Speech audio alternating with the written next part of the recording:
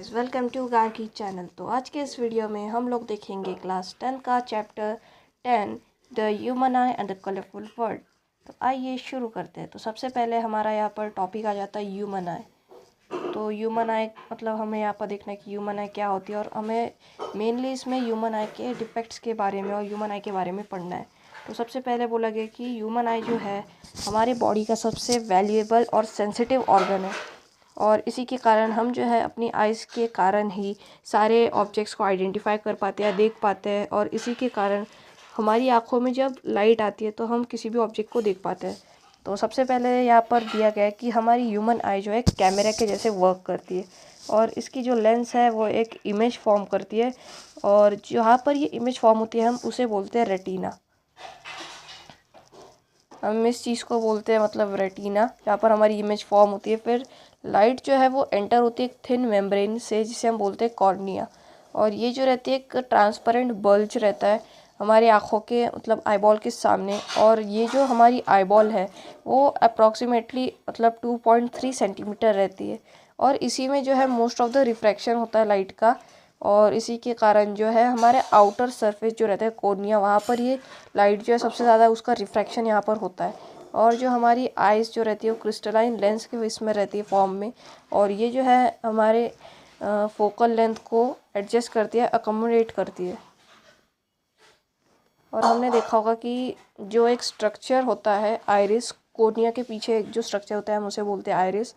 Iris जो है एक मतलब डार्क मस्क्यूलर डायफ्राम होती है जो हमारे आइज़ के जो साइज़ है प्यूपिल का उसको कंट्रोल करती है। जो प्यूपिल जो होता है वो रेगुलेट करता है और जो अमाउंट ऑफ लाइट है मतलब हमारी आंखों में कितनी लाइट आनी चाहिए ये उसे कंट्रोल करता है। तो यहाँ पर जो है हमारे ह्यूमन आई का डायग्राम दिया हुआ है। तो हम इसे जो है यहाँ पर ये जो आप देख रहे हैं एरो, यहाँ पर एक लिक्विड टाइप होता है एक्वस, तो हम इसे बोलते हैं विट्रस ह्यूमर। यहाँ पर कुछ लिक्विड टाइप रहता है। फिर यहाँ पर ये जो आप लेयर देख पा रहे हैं ये लेयर, तो इसे हम बोलते हैं कॉर्निया। ये जो एक कॉर्निया के अंदर जो एक लेयर है या फिर एक मसल टाइप है, आइरिस जो एक मसल होती है हम इसको बोलते हैं आइरिस। प्यूपिल जो है ये यहाँ पर है और ये प्यूपिल जो होती है वो मतलब अमाउंट को कंट्रोल करती है, लाइट के अमाउंट को। और ये एक्वस ह्यूमर जो रहता है ये भी यहाँ पर एक लिक्विड रहता है जो हमारे आइज़ में मतलब जो फोकल लेंथ वगैरह है उसको मतलब ये कंट्रोल करता है। क्रिस्टलाइन लेंस, यहाँ पर जो है ये लेंस आप लोग देख पा रहे होंगे, ये लेंस है। और यहाँ पर जो है ऊपर और नीचे ये जो है और ये है सिलियरी मसल्स, ये कंट्रोल करता है हमारे फोकल लेंथ को। और इसी के कारण जो हमारी फोकल लेंथ इंक्रीज या डिक्रीज होती है। यहाँ पर ये जो आप देख पा रहे हैं रेटिना, यहाँ पर होती है इमेज फॉर्म, इमेज का फॉर्मेशन होता है यहाँ पर। ये है ऑप्टिक नर्व्स, इनका काम ये होता है कि ये ऑप्टिक नर्व्स जो है हमारी ब्रेन के पास सिग्नल भेजती है और इसी के कारण हमें कोई भी ऑब्जेक्ट विजिबल होता है। तो ये था हमारा ह्यूमन आई का फिगर। अब चलते हैं नेक्स्ट पेज पे। तो यहाँ पर बोला गया है कि हमारी आई जो है हमेशा एक रियल और इन्वर्टेड इमेज जो है फॉर्म करती है। और रेटिना के पास जो है मतलब एक डेलिकेटेड मेम्ब्रेन होती है जिसमें बहुत सारे लाइट सेंसिटिव सेल होते हैं। और हमारे आँखों में मतलब दो टाइप्स के सेल होते हैं, एक होता है रॉड सेल, एक यहाँ पर होता है हमारे पास रॉड सेल और एक होता है हमारे पास कॉन सेल। और इन दोनों का काम रहता है, रॉड सेल जो रहता है वो मतलब लाइट की सेंसिटिविटी को कंट्रोल करते हैं और कॉन सेल जो रहते हैं वो लाइट की जो मेम्ब्रेन मतलब कलर्स, मेनली जो कॉन सेल होते हैं वो कलर्स और लाइट कितनी एंटर होनी चाहिए वो देखते हैं। फिर इसके बाद हम लोग बात कर लेते हैं कि जो भी सिग्नल जाते हैं वो जाते हैं ऑप्टिक नर्व से ब्रेन के पास। फिर यहाँ पर हमारा नेक्स्ट टॉपिक है पावर ऑफ अकोमोडेशन। तो पावर ऑफ अकोमोडेशन में यहाँ पर हम लोग देख लेते हैं कि आई में जो एक मतलब एक जेली टाइप मटेरियल होता है और इस जेली टाइप मटेरियल के कारण मतलब इसमें एक कर्वेचर होता है जिसे हम मॉडिफाई कर सकते हैं। और जो कर्वेचर होता है यानी फोकल लेंथ कंट्रोल करता है सिलियरी मसल्स। और ये चेंज जो होता है आई कर्वेचर में ये होता है आई लेंस के ऊपर और इसी के कारण फोकल लेंथ में चेंज होता है। तो जब ये मसल रिलैक्स होती है तो जो आई लेंस है वो थिन हो जाती है, यानी कि मसल्स रिलैक्सेशन पोजीशन पे रहेंगे तो आई लेंस जो होगी वो थिन हो जाएगी। तो ये मतलब ऐसा कुछ हो जाती है, आई लेंस ऐसी थिन हो जाती है।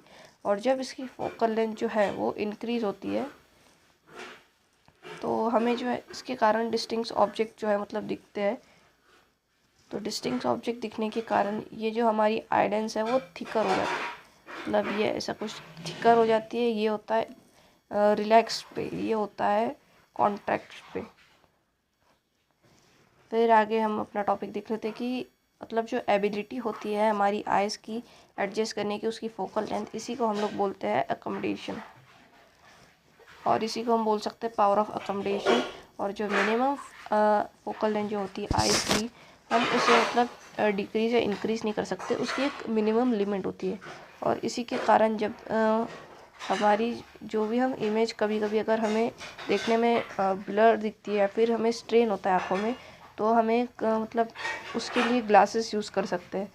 और अगर हम किसी भी चीज़ को या ऑब्जेक्ट को अगर देखते रहे और हमें 25 सेंटीमीटर जो रहता है, मतलब हमारा मिनिमम रहता है कि हमें 25 सेंटीमीटर तक कंफर्टेबल दिखता है, उसके बाद जो मिनिमम डिस्टेंस होता है उसे हम बोलते हैं डिस्टिंक्ट विजन। मतलब अगर किसी हम बिना स्ट्रेन के या बिना तकलीफ के अगर किसी ऑब्जेक्ट को एक डिस्टेंस तक देख पा रहे हैं, उसे बोलते हैं डिस्टिंक्ट विजन। और जो नियर पॉइंट होता है, और इसे हम नियर पॉइंट भी बोलते हैं। और एक यंग एडल्ट के लिए नॉर्मल विजन जो होती है वो होता है मतलब 25 सेंटीमीटर। और जो ऑब्जेक्ट जिसे हम क्लियर देख पाते हैं मतलब फार पॉइंट, वो होता है हमारा इन्फिनिटी के लिए, एक नॉर्मल आई के लिए। और जो इन्फिनिटी के लिए उसी के लिए भी मतलब 25 सेंटीमीटर ही रहेगा। फिर हम यहाँ पर बात कर लेते हैं कि यहाँ के जो है मतलब डिफेक्ट्स क्या होते हैं, defects of vision and their correction. तो जैसे कि आपने देखा होगा कि किसी किसी की मतलब पावर ऑफ अकोमोडेशन चली जाती है, मतलब उन्हें दिखाई नहीं देता, तो इसके कारण जो विज़न है वो ब्लर दिखने लगती है या फिर क्लियर नहीं होती है। तो इसके जो है हमारे आइज़ में मेनली 3 डिफेक्ट्स होते हैं। पहला होता है मायोपिया या नियर साइटेडनेस, यानी कि इसमें पास का दिखता है लेकिन दूर का नहीं दिखता, हाइपरमेट्रोपिया या फिर फार साइटनेसनेस। तीसरा डिफेक्ट आ जाता है प्रेस बायोपिया, और ये डिफेक्ट जो है मतलब हम लोग इसको ठीक कर सकते हैं यूजिंग सूटेबल लेंस। तो यहाँ पर जो है मायोपिया का डायग्राम दिया हुआ है। तो यहाँ पर जो है मायोपिया के बारे में जैसे कि देख रहे हैं, यहाँ पर है एक फार पॉइंट, ये है हमारा ऑब्जेक्ट, ये रेज यहाँ से जाती है ऐसे, और फिर हमारे लेंस से ये ऐसे कन्वर्ज हो जाती है, ऐसे जाके ये यहाँ पर कन्वर्ज हो गई। और फिर यहाँ पर हम जो है हमारी इमेज बनती है यहाँ पर रेटिना पे, एक ये नॉर्मल आई के लिए। और पर इसी में मायोपिया में होती है कि हमारा ऑब्जेक्ट है यहाँ पर, ये रेज जाएगी ऐसे और ये कन्वर्ज होकर रेटिना के पहले इमेज बनाएगी, जबकि रेटिना के पास इमेज बननी चाहिए थी।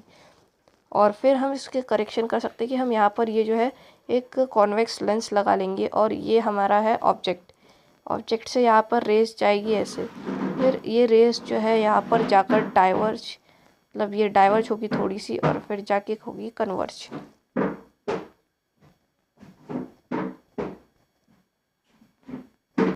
तो यहाँ पर देख लेते हैं कि मायोपिया जो है मतलब क्या होता है। तो मायोपिया को जो है हम एक और नाम से जानते हैं, और हम इस मायोपिया को बोलते हैं नियर साइटनेसनेस। और एक पर्सन जो है मायोपिया से मतलब जो जिस पर्सन को ये डिफेक्ट है, उसे ऑब्जेक्ट्स जो है मतलब नियर बाय ऑब्जेक्ट्स यानी पास के ऑब्जेक्ट दिख जाते हैं, लेकिन जो ऑब्जेक्ट्स दूर होते हैं, डिस्टेंस ऑब्जेक्ट होते हैं, वो उसे देखने में प्रॉब्लम होती है। A person with this effect has a far point near and then infinity. तो ऐसा पर्सन जिसको ये इफ़ेक्ट है, उसका जो फार पॉइंट होगा वो ज़्यादा होगा इन्फिनिटी से। फिर such a person can clearly see, मतलब ऐसे पर्सन को जो है फ्यू मीटर्स तक के क्लियरली दिख जाता है। In myopic eye the image of a distant object is formed in front of retina. तो मायोपिक आई में जैसे कि हमने डायग्राम में देखा कि जो इमेज जो है, जैसे कि ये यहाँ पर है, ये आई बन गई, फिर यहाँ पर ये जो है मतलब रेस ऐसे आएगी और ये बनाएगी यहाँ पर, यहाँ पर ये इमेज बनेगी पहले, जबकि यहाँ पर बनना चाहिए था यहाँ पर।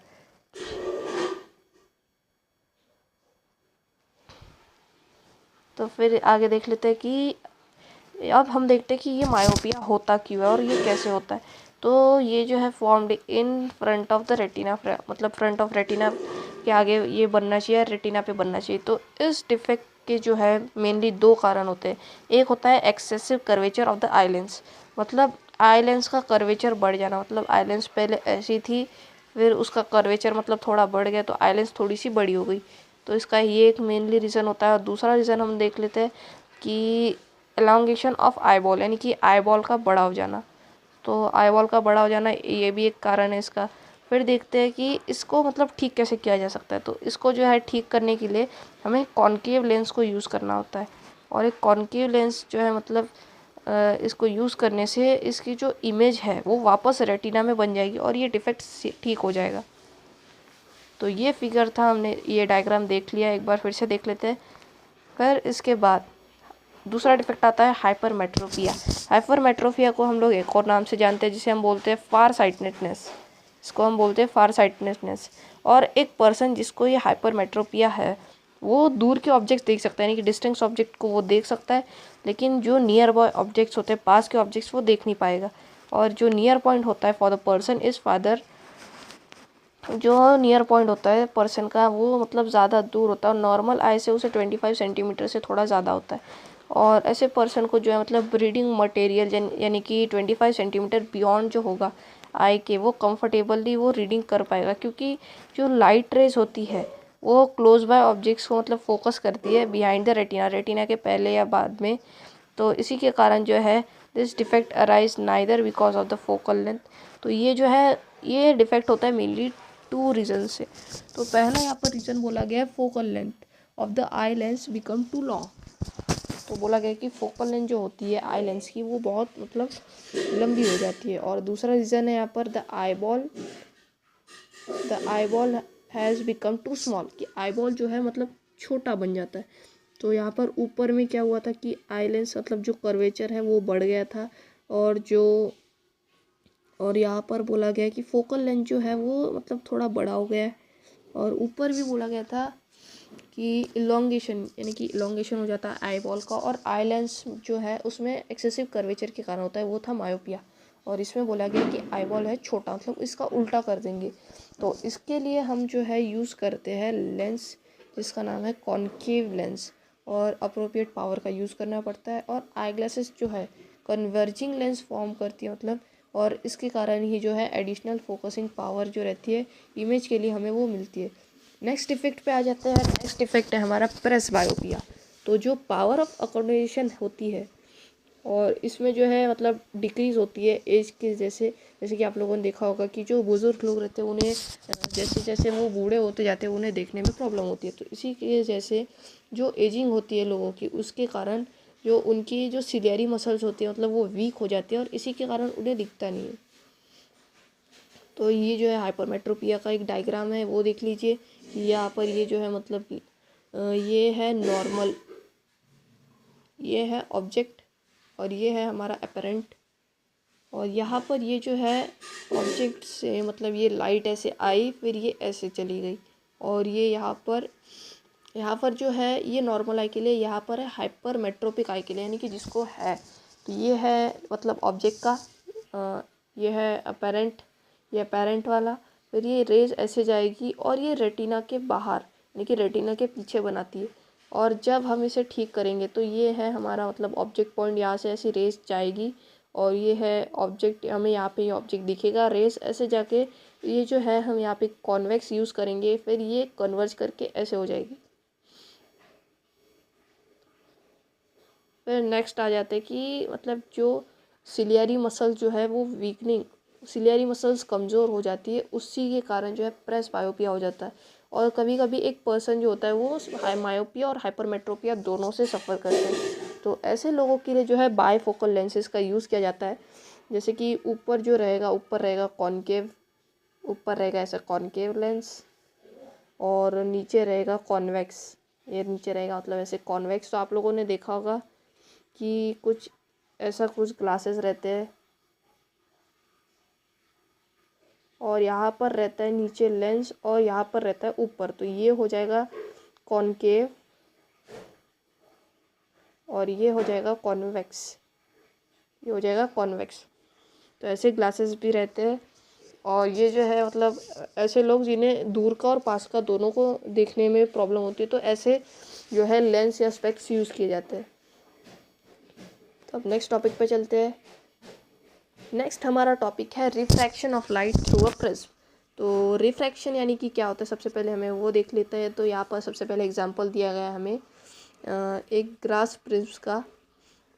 तो यहाँ पर सबसे पहले यहाँ पर एक डेफिनेशन आई है, वो देख लेते हैं कि the surface are incline to each other, the angle between two lateral surfaces is called angle of fringe. कि जो एंगल होते हैं दो लेटरल सर्फेसेस के, इसकी दो लेटरल सरफेस बना देते हैं, ऐसा एक ये लेटरल सरफेस कुछ ऐसा हो जाएगा, तो इनके जो एंगल आएगा, मतलब एंगल यहाँ पर जो होगा, और ये होगा एंगल आई, ये हो गया एंगल आई, फिर ये लाइट ऐसे जाएगी, फिर यहाँ से ऐसे रिफ्रैक्ट होके ये यहाँ पर हमें मिलेगा angle of emergent. Next page पे देखते हैं।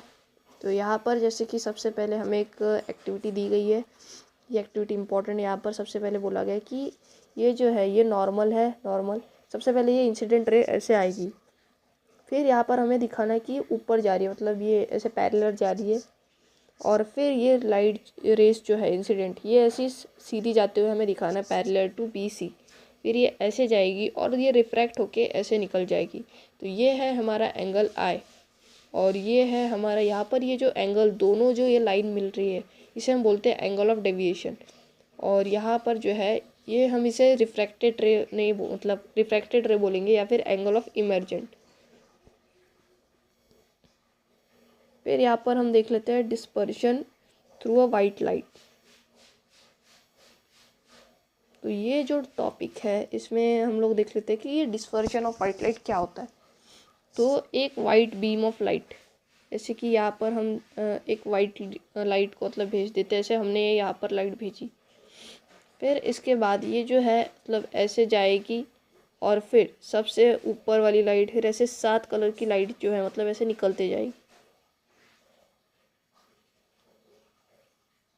ऐसी ये जो लाइट है अलग अलग वेवलेंथ और फ्रीक्वेंसी से निकलेगी। तो जैसे इसमें हमने एक मोनोक्रोमेटिक लाइट को ऐसे भेजना है, और वो जो है जब हम ग्लास फ्रेम से भेजेंगे तो वो ऐसे निकल के ऐसे आ जाएगी, और इसे जो है, और ये जो बैंड ऑफ कलर्स है हम इसे बोलते हैं स्पेक्ट्रम। तो एक वाइट लाइट के अंदर से हम देख सकते हैं कि इसमें से 7 कलर्स निकलते हैं, जिसे रेनबोज के जो कलर्स होते हैं वो यहाँ पर निकलते हैं 7 रेनबोज कलर, इसे बोलते हैं हम स्पेक्ट्रम। और इसी फिनोमिना को जब हम एक वाइट लाइट को भेजते हैं फ्रिंज के अंदर से और हमें 7 कलर्स मिलते हैं, तो हम इसी फिनोमिना को बोलते हैं dispersion of light by glass prism. तो यहाँ पर देख लेते हैं कि ग्लास प्रिज्म में जो है मतलब बैंड ऑफ कलर्स हमें देखने के लिए मिले, और उसके 2 एंड्स पे भी, और जो हमने वेरियस कलर देखे जैसे कि violet, indigo, blue, green, yellow, orange and red, और इसी को हम बोलते हैं विबग्योर। तो जैसे कि हमने पहले देखा कि बैंड ऑफ कलर्स को बोलते हैं स्पेक्ट्रम, और हम फिर और देखेंगे कि इसमें recombination of spectrum by white light दिया गया है। तो ये एक टॉपिक है जिसे न्यूटन ने मतलब एक्सपेरिमेंट किया था इस पर। तो इसमें क्या करना है, हमें एक वाइट लाइट भेजना है, और सबसे पहले हमें 2 प्रिज्म लेना है और एक दूसरे के अपोजिट रखना है, यानी कि जैसे कि हमने इसको ऐसा सीधा रखा तो हमने इसको उल्टा रखना है। फिर इसके बाद में एक वाइट लाइट हम पास करेंगे। तो हमें पता है जब हम एक प्रिज्म में वाइट लाइट पास करेंगे तो इसमें 7 कलर्स निकलेंगे, और दूसरे प्रिज्म में जब ये 7 कलर्स की वाइट लाइट जब जाएगी तो ये मतलब एक साथ होके एक वाइट लाइट देगी। तो हम इसी को बोलेंगे recombination of the spectrum by white light.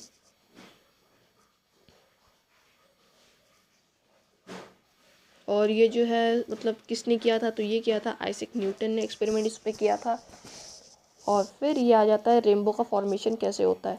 तो जैसे कि रेनबो में जो है मतलब बहुत सारे फिनोमिना हम देख सकते हैं, और ये यहाँ पर दिया गया है कि एक नेचुरल जो स्पेक्ट्रम होता है, एक नेचुरल स्पेक्ट्रम जो अपेयर करता है स्काई में आफ्टर अ रेन शावर।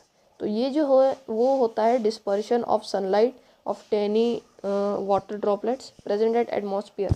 और एक रेनबो जो होता है वो हमेशा फॉर्म होता है अपोजिट टू द सन। अब ऐसा क्यों होता है हम बाद में देखेंगे, क्योंकि जो वाटर ड्रॉपलेट्स जो है वो एक्ट करते एक स्मॉल प्रिंस के जैसे, जैसे कि ये वाटर ड्रॉपलेट है तो हम इसको जो है मतलब प्रिंस के जैसे ये एक्ट करती है, इसमें ये आएगा ऐसे लाइट।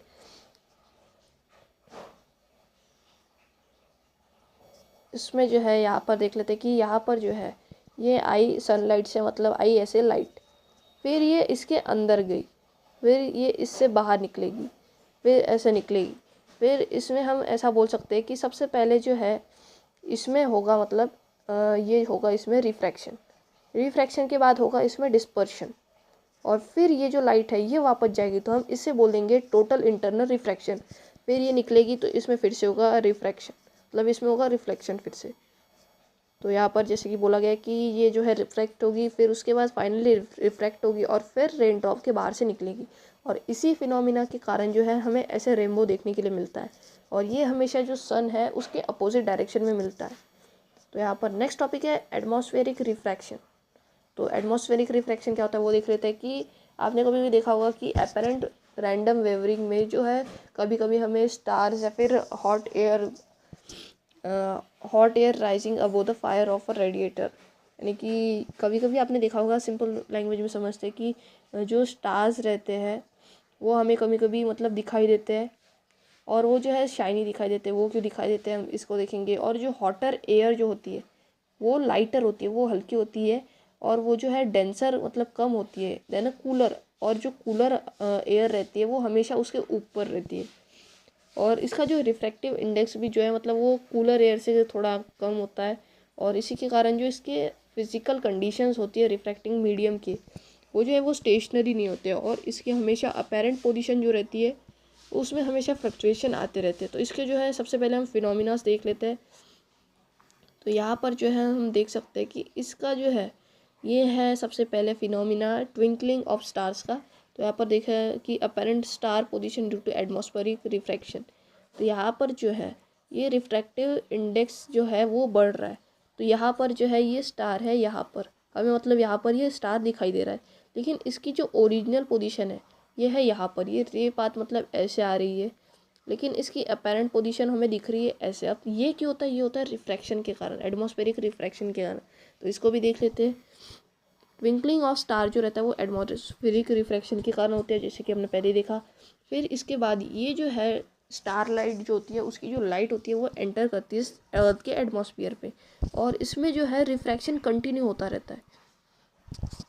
इसमें जो है रिफ्रैक्शन कंटिन्यू होता रहता है, और इसके जो है चेंजिंग रिफ्रैक्टिव इंडेक्स होता है बहुत, और इसके जो है मीडियम ग्रेजुअली मतलब चेंज होते रहते हैं, और इसी के कारण रिफ्रैक्टिव इंडेक्स में भी बहुत ज़्यादा मतलब इसमें असर दिखने के लिए मिलता है। और जो इसकी अपेरेंट पोजीशन होती है वो हमेशा स्लाइटली डिफरेंट होती है उसके एक्चुअल पोजीशन से। जो स्टार जो रहते हैं वो हमेशा हमें थोड़ा सा ऊपर दिखाई देता है, लेकिन उसकी एक्चुअल पोजीशन से हम जब देखेंगे तो वो हॉरिजॉन पे होता है। और जो स्टार रहता है वो स्टेशनरी हमें दिखाई देता है, लेकिन जो स्टार रहता है वो स्टेशनरी नहीं होता। लेकिन जब भी हम देखते हैं कि वो मतलब फिजिकल कंडीशन के इसमें वगैरह, तो वो स्टेशनरी नहीं होता है। और ऐसे ही मतलब हमें अप्रोक्सीमेटली जो पॉइंट साइज जो रहता है सोर्स का वो स्टार होता है, और इसी के कारण उसकी जो पाथ ऑफ लाइट है, जो मतलब स्टार्स की जो लाइट आती है वो हमेशा फ्लिकरिंग, यानी कि मतलब वो चमकते हुए दिखता रहता है हमें, और वो ब्राइटर दिखता है, और बहुत बार मतलब वो उसके पोजीशन पे नहीं दिखते। फिर यहाँ पर दिया गया सनराइज के बारे में और सनसेट के बारे में। तो जैसे कि प्लैनेट्स को यहाँ पर बोला कि प्लैनेट्स जो है वो ट्विंकल क्यों नहीं करते। तो प्लैनेट्स को जो है मतलब वो ज़्यादा क्लोज़र होते हैं अर्थ से, उनकी दूरी जो है अर्थ से वो थोड़ी कम होती है, और वो जो है एक्सटेंडेड सोर्स होते हैं। अगर हम कंसिडर करें एक प्लैनेट को जो collection of number of point size source of light है, तो उसकी जो टोटल वेरिएशन होगी, अमाउंट जो होगा उसका लाइट का, वो from all individual point size source will be average out as zero. मतलब उसकी जो भी एवरेज लाइट जो होगी हम उसे कंसिडर करेंगे ज़ीरो, और इसीलिए वो जो है मतलब उसका न्यूट्रल पूरा इफेक्ट दिखेगा, और इसीलिए हमें जो है प्लैनेट्स कभी भी चमकते हुए नहीं दिखते। फिर आ जाते हैं advance sunrise and delayed sunset. तो जो सन जो है हमें हमेशा 2 मिनट्स बिफोर, मतलब सूरज जो रहता है हमें वो सूरज उगने से 2 मिनट पहले दिखता है, और जब वो सूरज ढलता है तो हमें 2 मिनट बाद उसका मतलब पता चलता है कि वो डूब रहा है। तो जो एक्चुअल सनराइज जो होता है वो मतलब एक्चुअल क्रॉसिंग जो हॉरिजॉन होता है उसके कारण होता है, सन के कारण। फिर उसके बाद जो 10.10 यानी कि यहाँ पर जो दिखाया गया है उसको बाद में देखते हैं कि उसकी एक्चुअल और अपेरेंट पोजीशन जो होती है वो रिस्पेक्ट से होती है मतलब विद रिस्पेक्ट होती है हॉरिजॉन की। जो टाइम है वो एक्चुअल सनसेट और अपेरेंट सनसेट से जो है वो 2 मिनट का उसका डिफरेंस होता है। फिर ये जो है और ये जो है सेम फिनोमिना, यानी कि ये भी एटमॉस्फेरिक रिफ्रैक्शन के कारण ही होता है। तो यहाँ पर हम कंसिडर करते हैं कि यहाँ पर है हमारा ऑब्जर्वर, यहाँ पर है हमारा ऑब्जर्वर, और यहाँ पर जो है अपेरेंट पोजीशन ऑफ सन, यानी कि हम है ऑब्जर्वर यहाँ पर, अर्थ में ऑब्जर्वर यहाँ पर है, और यहाँ पर हमें जो है सन दिखाई दे रहा है। लेकिन ये जो हॉरिजॉन है, हॉरिजॉन मतलब ऐसे स्ट्रेट जा रही है, सन है हमारा यहाँ पर, ये जब हमारे यहाँ पर मतलब इसकी रेज आती है तो ये हमें दिखता है ऊपर, तो हम इसी एटमॉस्फेरिक रिफ्रैक्शन के फिनोमिना के कारण ही इसका जो एडवांस सनसेट है और सनराइज को देख पाते हैं। फिर नेक्स्ट टॉपिक पे आ जाते हैं स्कैटरिंग ऑफ लाइट। तो स्कैटरिंग ऑफ लाइट जो है, हम इस टॉपिक पे आ जाते हैं अभी कि जो ब्लू कलर जो है हमारे स्काई में, colour of the water sea in depth, मतलब कि वाटर जो सी का है वो भी ब्लू कलर दिखता है। और जो रेडनेस मतलब रेडिश जो कलर है हमें सन का सनसेट या सनराइज के वक्त दिखता है। तो ऐसा क्यों होता है, तो हम इसको देख लेते हैं। ये सब होता है टिंडाल इफेक्ट के कारण मेनली। तो जो अर्थ के एटमॉस्फेयर में जो है मतलब वो एक हम बोल सकते हैं कि मिक्सचर ऑफ पार्टिकल्स का है, एक मिक्सचर ऑफ पार्टिकल्स का है। और ये पार्टिकल जो है इनमें स्मोक भी होता है, tiny droplets, suspended particles of dust and molecule of air. तो इनमें जो है मतलब बहुत सारी चीज़ें मिक्स होती है और इसलिए इन्हें हेट्रोजीनियस मिक्सचर बोला गया है। तो जो एक बीम ऑफ लाइट जो है वो स्ट्राइक करती है फाइन पार्टिकल्स पे, तो जो पाथ होता है बीम विजिबल्स बिकम विजिबल, तो उसका जो मतलब पाथ होता है वो हमें दिखने लग जाता है। तो जो लाइट रहती है वो हमसे हमारे पास पहुँचती है रिफ्लेक्टेड, और मतलब जो पार्टिकल्स है उनसे बहुत बार वो डिफ्यूज़ करती है इन पार्टिकल्स से। और इसी फिनोमिना को जो मतलब स्कैटरिंग ऑफ लाइट होती है बाय कोलोडल पार्टिकल और solution give rise to Tyndall effect which you have studied in 9, मतलब हमने पढ़ा था 9th में कि स्कैटरिंग ऑफ लाइट जो है हम उसी को बोलते हैं टिंडल इफेक्ट। तो ये फिनोमिना जब होगा तो हम इसे बोलेंगे टिंडल इफेक्ट। और इसी फिनोमिना के कारण जब आप देखेंगे कि जब सनलाइट एंटर करती है रूम में तो हमें कुछ मतलब पार्टिकल्स दिखते हैं, डस्ट पार्टिकल या फिर स्मोक पार्टिकल्स एक स्मॉल होल से, और इसी के कारण जो है हमें पार्टिकल्स विजिबल होते हैं। और टिंडल इफेक्ट जो है कैन बी ऑब्जर्व, हम ऑब्जर्व कर सकते हैं जब भी सनलाइट पास होती है कैनोपी ऑफ डेंस फॉरेस्ट, यानी कि ये जो है मतलब ज़्यादातर एवरग्रीन फॉरेस्ट में या फिर कैनोपी फॉरेस्ट में देखने के लिए मिल सकता है। और टाइनी ड्रॉपलेट्स जो होते हैं वो एक मिस स्कैटर लाइट करती है। और जो कलर ऑफ स्कैटर्ड लाइट है वो डिपेंड करती है स्कैटरिंग पार्टिकल्स की साइज़ पे। और वेरी फाइन पार्टिकल जो रहते हैं वो स्कैटर करते हैं मेनली ब्लू लाइट, लेकिन जो बाकी लार्जर यानी कि बड़े पार्टिकल्स होते हैं वो स्कैटर करते हैं लॉन्ग वेवलेंथ। और if the size of the particle is large enough and the scattered light में इवन अपीयर्स वाइट, अगर जो पार्टिकल है उनका साइज़ भी बड़ा है तो कभी कभी हमें वो वाइट भी दिख सकता है। तो अब नेक्स्ट हमारा यहाँ पे क्वेश्चन या टॉपिक आ जाता है फिनोमिना, वो है why is the colour of the sky is clear blue. तो ये हमारे यहाँ पर आ जाता है टॉपिक। तो अब देखते हैं कि कैसा क्यों होता है। तो हमारे मॉलिक्यूल जो होते हैं एयर में वो बहुत मतलब अदर फाइन पार्टिकल्स से थोड़े डिफरेंट होते हैं, उनमें मतलब मिक्सचर होता है, डस्ट स्मोक पार्टिकल्स भी उनमें मिले हुए होते हैं, और उनकी जो वेवलेंथ है वो भी मतलब स्मॉलर होती है और इफ़ेक्टिव। तो जो और हमने देखा होगा कि जो रोड्स पे जो साइन बोर्ड या फिर ट्रैफिक सिग्नल्स की लाइट्स भी होते हैं उसमें रेड कलर यूज़ किया जाता है। तो रेड लाइट की जो वेवलेंथ है वो होती है about 1.8 atmospheric then fine particles, मतलब वो ग्रेटर होती है ब्लू लाइट से। और इसी के कारण जो सनलाइट है जो पास होती है एटमॉस्फेयर से, तो जो फाइन पार्टिकल्स है एयर में सबसे ज़्यादा मतलब वो स्कैटर होते हैं ब्लू कलर में। और ब्लू कलर की जो है वो सबसे शॉर्टर वेवलेंथ होती है और मोर स्ट्रांगली देन रेड, और जो रेड से भी मतलब उसकी ज़्यादा थोड़ी स्ट्रांग होती है वेवलेंथ। और इसी के कारण जो ब्लू लाइट हमारे आइज़ में जो एंटर करती है, इसी के कारण ये फिनोमिना हम देखते हैं। फिर if earth had no atmosphere, अगर अर्थ के एटमॉस्फेयर नहीं होता, then would be have been any scattering, क्या फिर कोई स्कैटरिंग होती। तो यहाँ पर बोला गया है कि अगर ऐसा कुछ ना होता तो जो स्काई है वो हमें डार्क दिखता, क्योंकि जो और जो प्लेन्स में या एरोप्लेन से जो भी मतलब ट्रैवल करते हैं उन्हें जो स्काई है वो डार्क दिखता है, क्योंकि वो जो हाई एटीट्यूड पे होते हैं और वहाँ पर जो स्कैटरिंग ऑफ लाइट है वो बहुत ही मतलब कम होती है और हाइट्स पे इतना स्कैटरिंग नहीं हो पाती। तो इसीलिए देखा होगा कि जो मैंने पहले बोला था कि यहाँ पर डेंजर जो सिग्नल बोर्ड्स होते हैं, सिग्नल लाइट या ट्रैफिक लाइट जो होते हैं उनमें रेड कलर यूज़ करते हैं, क्योंकि रेड कलर जो है वो सबसे कम लीस्ट स्कैटर होता है फॉग या स्मोक में। और इसी के कारण जो है सेम कलर या डिस्टेंस पे रेड कलर को सबसे ज़्यादा यूज़ किया जाता है और ये सबसे ज़्यादा विजिबल भी होता है। तो यहाँ पर समरी में देख लेते हैं कि हमने क्या सीखा। The ability of the eye to focus on both near and distinct object by adjusting focal length is called power of accommodation, ये सबसे मेन इंपॉर्टेंट टॉपिक। फिर इसके बाद में जो स्मॉलेस्ट डिस्टेंस होती है हमारी आई की, वो क्लियरली जहाँ तक हम बिना स्ट्रेन के बिना किसी तकलीफ के देख सकते हैं उसे हम बोलते हैं डिस्टिंक्ट विजन। और एक नॉर्मल आई के लिए या फिर एक यंग पर्सन के लिए उसका जो नॉर्मल आई पॉइंट होता है या डिस्टिंक्ट विजन का पॉइंट होता है वो होता है 25 सेंटीमीटर तक उसे दिखना चाहिए। फिर जो कॉमन रिफ्रैक्टिव डिफेक्ट्स जो होते हैं वो होता है मायोपिया, हाइपरमेट्रोपिया एंड प्रेसबियोपिया।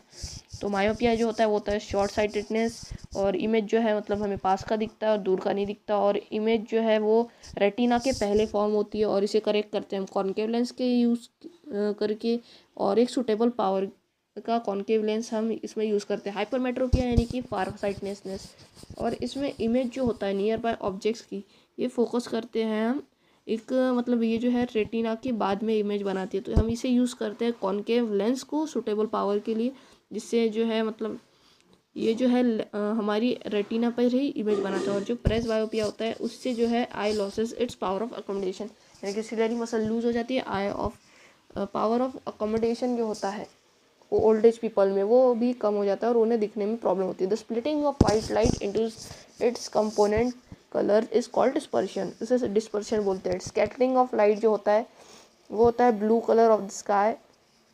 तो हमने ये फिनोमिना देखे और ये चैप्टर हमारा ख़त्म हो चुका है। Thank you.